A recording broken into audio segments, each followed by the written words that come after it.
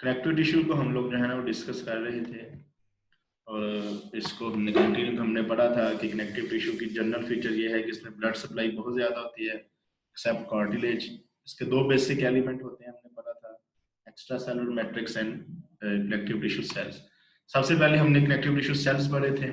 हमने पढ़ा था कि जो इमेच्योर सेल्स है उनको ब्लास्ट कहते हैं, जैसे फाइब्रोब्लास्ट है, कॉन्ड्रोब्लास्ट है, ऑस्टियोब्लास्ट है। इसी तरह जब सेल्स मैच्योर हो जाते हैं तो उनको साइट कहते हैं, जैसे फाइब्रोसाइट्स हैं, कॉन्ड्रोसाइट्स हैं, ऑस्टियोसाइट्स हैं। और मैंने कुछ टर्म्स आपको बताई थी कि कॉन्ड्रो का मतलब कार्टिलेज से रिलेटेड है और ऑस्टियो का मतलब बोन से रिलेटेड है, ठीक है। और मैच्योर ब्लड सेल्स की ये एबिलिटी है कि वो सेल डिवीजन नहीं करते, लेकिन वो मॉनिटरिंग में इन्वॉल्व होते हैं और एक्स्ट्रा सेलुलर मैट्रिक्स की मेंटेनेंस में इन्वॉल्व होते हैं, ठीक है। फिर हमने क्लासिफिकेशन पढ़ी टिश्यू की टाइप के लिहाज से। हमने देखा कि टाइप ऑफ जो टिश्यू है, इनमें जो सेल्स हैं उसके मुख्तलिफ टाइप्स, इसमें फाइब्रोब्लास्ट आ जाते हैं, बड़े बड़े सेल्स होते हैं, मैक्रोफेजेस भी बड़े बड़े सेल्स होते हैं, ये मोनोसाइट से बनते हैं। इनका काम क्या होता है, ये बॉडी में हमारे जो फॉरेन मटेरियल आ जाता है उनको फैगोसाइटाइज करते हैं, ये हम लोगों ने डिस्कस किया था, ठीक है। फिर हमने मैक्रोफेजेस की टाइप पढ़ी, फिक्स्ड हैं, कुछ वॉन्डरिंग हैं, जो एल्वेलाई वाले हैं या स्प्लीन वाले हैं वो फिक्स्ड हैं, जो बाकी हैं हमारी बॉडी जो इन्फ्लेमेशन के रिस्पॉन्स में पैदा होते हैं वो वॉन्डरिंग मैक्रोफेजेस होते हैं जो ट्रैवल करते हैं, ठीक है। प्लाज्मा सेल्स हमने पढ़ा कि प्लाज्मोसाइट्स इनमें सेल्स होते हैं। हमने डिस्कस किया कि ये हमारे जीआईटी ट्रैक, रेस्पिरेटरी ट्रैक में ज्यादा होते हैं, और ये भी ज़ाहिर है ब्लड प्लाज्मा से ही बनते हैं, ठीक है। मास्ट सेल्स, ये मेस्टोसाइट्स इनको कहते हैं, ये भी इन्फ्लेमेटरी रिस्पॉन्स के अगेंस्ट बनते हैं। जहाँ पे इन्फ्लेमेशन या इन्फेक्शन नजर आ जाए तो वहाँ पे ये जाके बैक्टीरिया को किल करना शुरू कर देते हैं। फिर हमने एडिपोसाइट्स पढ़ा कि ये एडिपोस सेल्स हैं, ये आमतौर पर किसी ग्लैंड के, किसी ऑर्गन के ऊपर होते हैं, उसकी स्किन के ऊपर, ठीक है। जैसे उसने हमने देखा कि हार्ट एंड किडनी के ऊपर जो एडिपोसाइट्स यानी फैट्स मौजूद होती हैं। फिर WBCS व्हाइट ब्लड सेल्स पढ़ा, इसके बारे में डिटेल से हम लोग आगे जाके पढ़ेंगे। सिग्निफिकेंट नंबर है, ठीक है। इनकी एक एग्जांपल जैसे न्यूट्रोफिल है और जीनोफिल। न्यूट्रोफिल जो है वो इन्फेक्शन की जगह पे इकट्ठे हो जाते हैं, और इयोजिनोफिल जो है उस जगह पे इकट्ठे होते हैं जहाँ पे कोई पैरासाइट या एलर्जिक रिस्पॉन्स जो है ना वो होता है। तो ये सारों के सारों जो कनेक्टिव टिश्यू सेल्स हैं किसी ना किसी तरीके से हमारी बॉडी को इम्यूनिटी प्रोवाइड करते हैं, हमारी बॉडी को मुख्तलिफ किस्म के जर्म्स से, पैरासाइट से बचाते हैं। ये मुख्तलिफ किस्म की एक पिक्चर है, इसमें सारा कुछ सेल्स दिखाए गए हैं। इसमें आपको बताया ये सारे के सारे सेल्स हैं, ठीक है। ये जो दिखाए गए हैं ये जो दागानुमा स्ट्रक्चर होंगे ये फाइबर्स हैं, ये वाले, ठीक है। जैसे 3 फाइबर्स हैं, कोलेजन, रेटिकुलर एंड अभी हम इसको डिस्कस करेंगे, और इलास्टिक फाइबर। उसके बाद जो बाकी जितना भी मटेरियल है ये वाला, जिसके अंदर ये सारा कुछ मौजूद है, इसको हम लोग एक्स्ट्रा सेलुलर मैट्रिक्स या ग्राउंड सब्सटेंस कहते हैं, ठीक है। हमने पढ़ा कि एक्स्ट्रा सेलुलर मैट्रिक्स में दो चीजें हो जाती हैं, एक इसमें प्रोटीन फाइबर्स हैं जिसमें अभी हमने डिस्कस करने हैं, और ग्राउंड सब्सटेंस है। ग्राउंड सब्सटेंस वो सारे का सारा मटेरियल है जिनके अंदर ये फाइबर भी और ये जितने भी सेल्स जो है ना वो अभी हम डिस्कस करके आए 5-6 टाइप्स, ये सारी की सारी मौजूद होती है, ठीक है। ग्राउंड सब्सटेंस को हमने डिटेल से डिस्कस किया है। एक फ्लूइड, सेमी फ्लूइड, जेनेटिस फ्लूइड है, इसमें कैल्शियम भी होती है। इसमें दो मेन चीजें होती हैं, पॉलीसक्राइड एंड प्रोटीन। पॉलीसक्राइड जो ज्यादातर है वो हाइलोजुरानिक एसिड, कॉन्ड्राइटिन सल्फेट, डर्माटिन सल्फेट और केराटिन सल्फेट होते हैं, कलेक्टिवली जिनको हम लोग को गैग्स कहते हैं, ठीक है। इनमें जो हाइलोजुरानिक एसिड के अलावा बाकी सारे प्रोटीन से मिले होते हैं जिसको प्रोटियोग्लाइकेन्स कहते हैं। सारी चीजें हमने डिस्कस कर ली हैं लास्ट टाइम। प्रोटीन्स जो हमने पढ़े थे वो दो तरह के होते हैं, एक एडहेजन प्रोटीन्स होते हैं और एक फाइब्रोनेक्टिन होते हैं। ये उसकी टाइप क्या लें, एडहेजन प्रोटीन जो होते हैं वो एडहेजन में मदद देते हैं, यानी कि जितने भी सेल्स हैं इसके अंदर या लिंकिंग कंपोनेंट के तौर पे ग्राउंड सब्सटेंस के साथ मुख्तलिफ चीजों को या सेल्स को जोड़े रहते हैं, ठीक है। फाइबर्स की अगर हम बात करें तो 3 तरह के फाइबर्स होते हैं, ये हमने यहाँ पे जो है लेक्चर लास्ट टाइम एंड कर दिया था। 3 तरह के फाइबर्स हैं, collagen, elastic and reticular fibres. ये सारे के सारे एक्स्ट्रा सेलुलर मैट्रिक्स में होते हैं, ठीक है। तो ये रिवीजन मैं बार बार कर रहा हूँ, मैं दोबारा बता रहा हूँ कि 2 तरह का कनेक्टिव टिश्यू होता है, 2 तरह के इसके कंपोनेंट्स होते हैं। एक को हम लोग कनेक्टिव टिश्यू सेल्स कहते हैं, एक को हम लोग एक्स्ट्रा सेलुलर मैट्रिक्स कहते हैं। कनेक्टिव टिश्यू सेल्स में हमने इतनी टाइप्स पढ़ी, fibroblast, macrophages, white blood cells, adipocyte, mast cell, ये सारी टाइप्स हैं। उसके बाद अगली चीज आई थी एक्स्ट्रा सेलुलर मैट्रिक्स। हमने पढ़ा कि एक्स्ट्रा सेलुलर मैट्रिक्स में फर्दर जो चीजें होती हैं ग्राउंड सब्सटेंस और फाइबर्स। ग्राउंड सब्सटेंस हम पढ़ चुके हैं, फिर हमने ग्राउंड सब्सटेंस में पढ़ा कि फर्दर उसकी 2 टाइप्स होती हैं, उसमें पॉलीसक्राइड्स होते हैं, प्रोटीन होते हैं। पॉलीसक्राइड हमने पढ़ा हाइलोजुरानिक एसिड है, डर्माटिन सल्फेटा कॉन्ड्राइटिन ईटीसी। उसके बाद हमने प्रोटीन्स पढ़े, उसमें के दो तरह के होते हैं जो एडिशन प्रोटीन होते हैं, जिसको फाइब्रोनेक्टिन भी कहते हैं, ये एडिशन में मदद देते हैं, लिंकिंग बेसिकली करेगा। उसके बाद जो ग्राउंड सब्सटेंस का दूसरा कंपोनेंट था वो था फाइबर्स, जिसे प्रोटीन फाइबर्स भी कहते हैं। ये तीन टाइप्स हैं, collagen, elastic and reticular fibres. इनका मेन फंक्शन जो है वो मजबूती देना, स्ट्रेंथन देना और कनेक्टिव टिश्यू को सपोर्ट करना।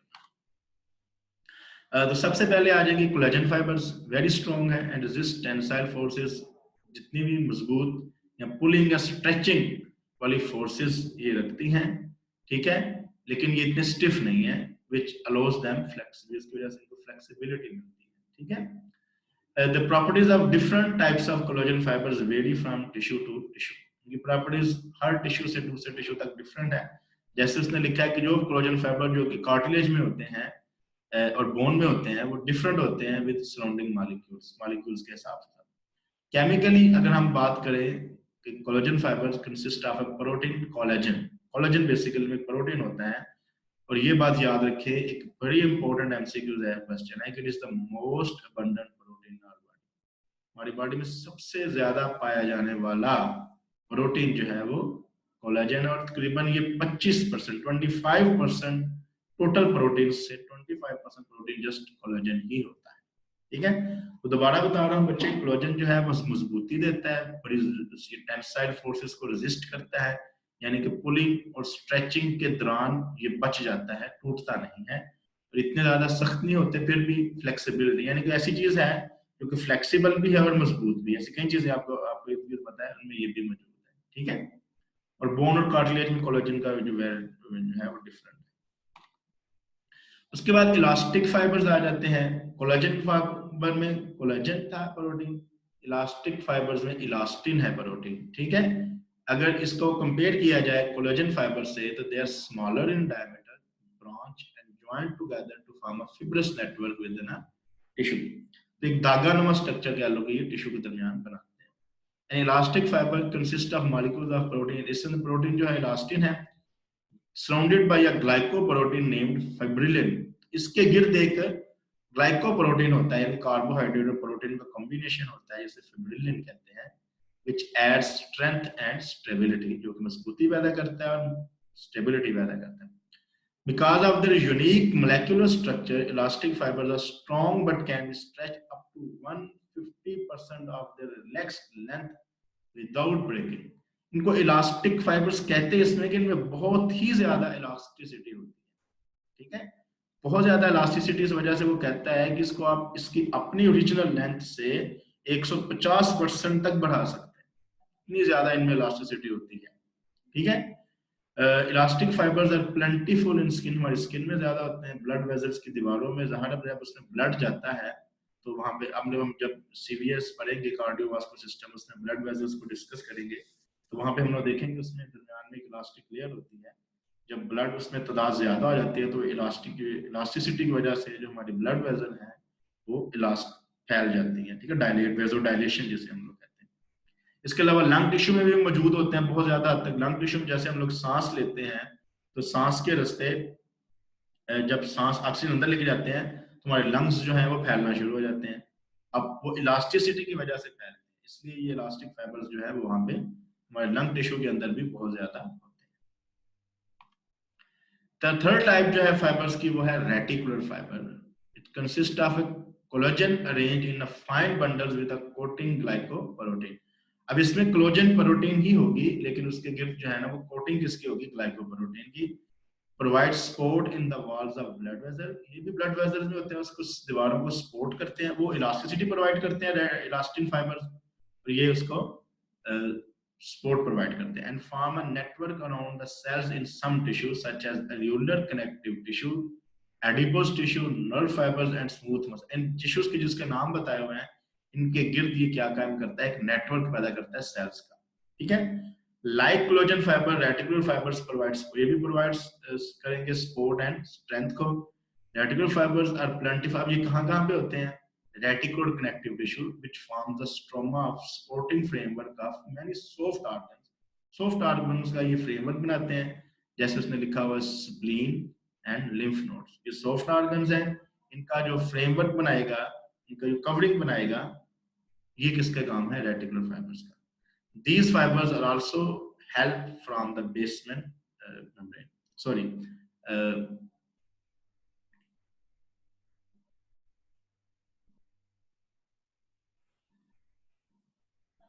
ये हेल्प का वर्ड नहीं होगा, वर्ड ये बेसमेंट मेम्ब्रेन भी बनाते हैं, ये होगा। ये हेल्प का वर्ड यहाँ पे नहीं है। These fibre also form the base membrane. ये बेस मेम्ब्रेन मुख्तलिफ जो, हाँ जी, ये जो आपने अभी हमें एपिथेलियल टिश्यू पढ़ा, उसके नीचे हमने पढ़ा कि एक बेस मेम्ब्रेन होती है, तो बेस मेम्ब्रेन जो एपिथेलियल टिश्यू की है वो भी ये रेटिकुलर फाइबर्स जो है ना वो बनाते हैं। ये हमारा जो है जनरल टाइप्स खत्म हो गया। अब हम इसकी क्लासिफिकेशन की बात जाएंगे। कनेक्टिव टिश्यू की जो एक बहुत बड़ी क्लासिफिकेशन है, इसको आप नाम याद कर लें, उसके बाद थोड़ा थोड़ा इनका याद कर लें तो ये काफी है। कह लें कि थोड़ा सा डिफिकल्ट भी है, लेकिन समझना जरूरी है। इसमें हम सबको नहीं पढ़ेंगे, थोड़े थोड़े को पढ़ेंगे। तो इसको आपने ऐसे ही एक चार्ट भी बनाना है, और ये चार्ट बना के कल आपका एक होमवर्क होगा कि आपने मुझे कल ये मेरे बुक आज ही बना के कल तक ये आपने किसी भी रफ ब्लैंक पेज के ऊपर आपने इसको ड्रा करके एक चार्ट बना के मुझे दिखाना है, ताकि आपको ये याद हो सके। ठीक है, ये सबका होमवर्क होगा। तो ओवरऑल हम लोग जो है कनेक्टिव टिश्यू को दो हिस्सों में डिवाइड करते हैं, embryonic connective tissue and mature connective tissue. Embryonic नाम से जाहिर हो रहा है जो एम्ब्रियो से निकला, जो कि इमेच्योर होगा। अब एम्ब्रियोनिक कनेक्टिव टिश्यू में मेसेंकाइम आ जाता है और म्यूकस कनेक्टिव टिश्यू आ जाता है। ठीक है, तो टाइप्स में जा रहे हैं। सबसे पहले एम्ब्रियोनिक कनेक्टिव टिश्यू, जिसके दो टाइप्स हैं, mesenchyme and mucous connective tissue.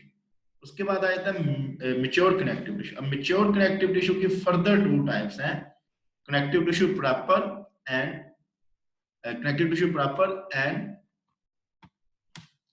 Sporting connective tissue. इसके अलावा लिक्विड कनेक्टिव टिश्यू। तीन टाइप्स हैं किसकी? Mature connective tissue. Mature connective tissue की थ्री टाइप्स हैं, connective tissue proper, supporting connective tissue and liquid connective tissue. ठीक है, अब कनेक्टिव टिश्यू प्रॉपर में फर्दर इसकी जो टाइप्स हैं वो दो हैं, loose connective tissue and dense connective tissue. अब लूज कनेक्टिव टिश्यू की फर्दर थ्री टाइप्स हैं, areolar connective tissue, adipose tissue और reticular connective tissue. Dense connective tissue की फर्दर टू टाइप्स हैं, dense regular connective tissue, dense irregular connective tissue. ठीक है, इनके आप नाम ही याद कर लें तो इनफ है। उसके बाद स्पोर्टिंग कनेक्टिव टिश्यू की फर्दर टू टाइप्स होती हैं, कार्टिलेज एंड बोन। कार्टिलेज, ये चीजें आपको पता होंगी। कार्टिलेज की फर्दर थ्री टाइप्स हैं, hyaline cartilage, fibro cartilage and elastic cartilage. ये आपने एफएससी लेवल पे पढ़ी होंगी। ये कनेक्टिव टिश्यू की स्पोर्टिंग टाइप्स हैं। और बोन की भी फर्दर टू टाइप्स होती हैं, compact bone and spongy bone. इनको भी डिटेल से हम इन चीजों को लाजमी डिस्कस करेंगे। उसके बाद दो और कनेक्टिव टिश्यू होते हैं, इनको भी बेसिकली सम टाइम ब्लड को सेपरेट रखा जाता है, सम टाइम इसको लिक्विड कनेक्टिव टिश्यू में शामिल किया जाता है, ब्लड एंड लिम्फ।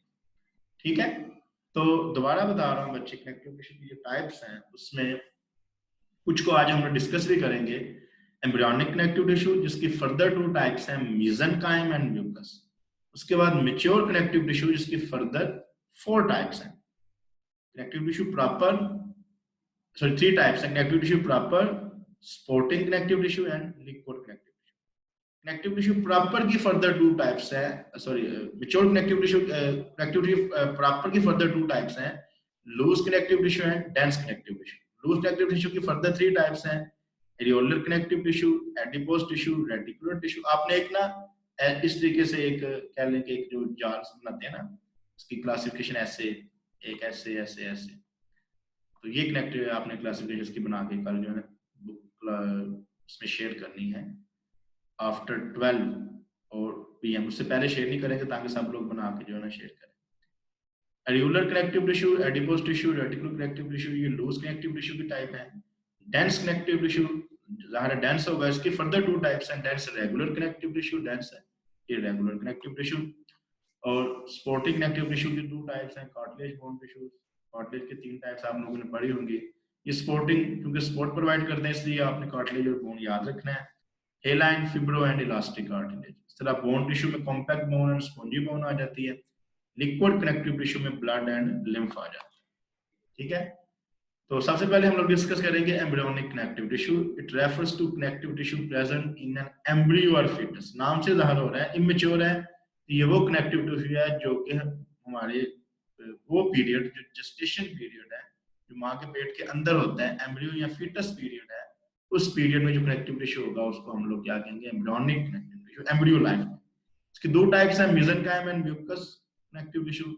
मेसेंकाइम जो है प्राइमरीली इन एम्ब्रियो में होता है, डेवलपिंग ह्यूमन फ्रॉम फर्टिलाइजेशन, जो फर्स्ट 8 वीक ऑफ प्रेगनेंसी उसको हम लोग एम्ब्रियो कहते हैं, उसमें मेसेंकाइम होगा। उसके बाद जो म्यूकस कनेक्टिव टिश्यू है, जो बाकी जो पीरियड है 8 वीक ऑफ प्रेगनेंसी, जब बाकी जितने भी 40 या 35 टू 40 या 42 वीक्स तक जो लाइफ जाती है एक बेबी की, इंट्रायूट्राइन लाइफ, कई इसके नाम है, इंट्रायूट्राइन लाइफ है, फीटल लाइफ है, एम्ब्रियोनिक लाइफ है, कहीं इसको आप कह सकते हैं, ठीक है। तो म्यूकस कनेक्टिव टिश्यू फीटस में होगा, वो डेवलपिंग ह्यूमन जो कि 9th वीक से लेके प्रेगनेंसी के एंड तक जाएगा, उसे हम लोग म्यूकस। तो ये बड़ा आसान सा है। मेसेंकाइम जो होगा वो एम्ब्रियो की लाइफ में, एम्ब्रियो क्या है फर्स्ट 8 वीक ऑफ प्रेगनेंसी, और म्यूकस कनेक्टिव टिश्यू जो रिमेनिंग 9th वीक से लेके एंड तक डिलीवरी तक जो है ना वो पीरियड होगा, उसमें जो है म्यूकस कनेक्टिव टिश्यू पाया जाएगा। ये यहाँ पे दिखाया गया है एक मेसेंकाइम, इसको आपने ड्रॉ करना है, बेशक याद हो या ना हो कोई मसला नहीं है, ठीक है। एक मेसेंकाइम का स्ट्रक्चर जो है ना, आपने जस्ट ये वाली डायग्राम जो है ना, इधर वाली, ये वाली जिसमें मेसेंकाइम लिखा हुआ है, यही ड्रा कर लें, इसको ना भी करें तो कोई मसला नहीं, ठीक है। तो ये एम्ब्रियोनिक लाइफ में जो कनेक्टिव टिश्यू होगा इसको हम लोग मेसेंकाइम कहेंगे, और ये जो फीटल लाइफ में होगा after 9th week of pregnancy, इसको आपने ये वाली डायग्राम को ड्रा करना है, ये म्यूकस कनेक्टिव टिश्यू, ठीक है। ये लेबलिंग ज़ाहिर इधर से करेंगे आप, इसको रहने दीजिएगा जो 200x दिखाया। तो ये वाली डायग्राम को, तो दोनों में कंपेयर आपने लाजमी करना है कि आप देख सकते हैं कि जब फीटस लाइफ में यानी कि फीटल म्यूकस कनेक्टिव टिश्यू आता है तो यहाँ पे एक एपिथेलियल सरफेस के अम्बिलिकल कॉर्ड की लेयर बन जाती है, और इसमें ग्राउंड सब्सटेंस जो है वो ज्यादा हो जाता है एज कम्पेयर टू पिछली जो है उसमें ज़ाहिर ग्राउंड सब्सटेंस कम है, और यहाँ पे सेल्स ज्यादा है मेसेंकाइम, ठीक है। उसके बाद mature connective tissue refers to connective tissue that is present at birth. ये वो कनेक्टिव टिश्यू है जो बर्थ के बाद का जो है ना शुरू हो जाता है और सारी उम्र रहता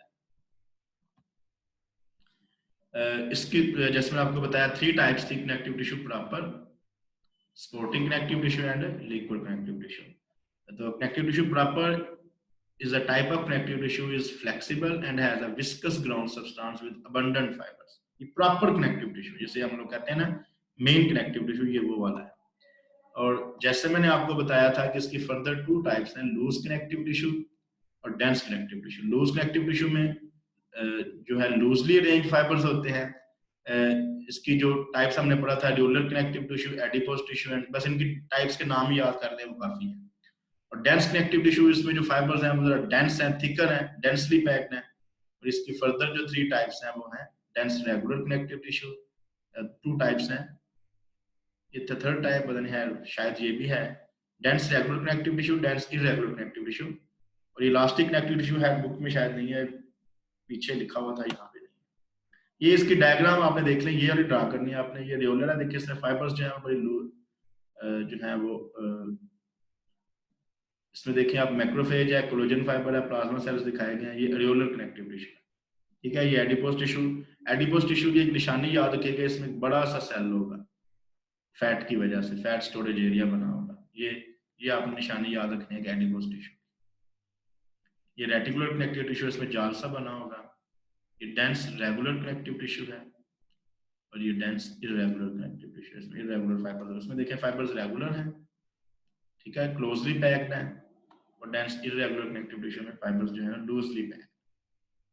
ये इलास्टिक कनेक्टिव टिश्यू दिखाया गया, इसमें इलास्टिक फाइबर्स नजर आ रहे हैं, ठीक है जी। चलिए आज तक के लिए इतना ही काफी है, नेक्स्ट में हम लोग जो है स्पोर्टिक कनेक्टिव टिश्यू और ब्लड वगैरह जो है ना वो डिस्कस करेंगे। यहाँ तक कि अगर कोई क्वेश्चन है किसी का तो पूछ सकते हैं।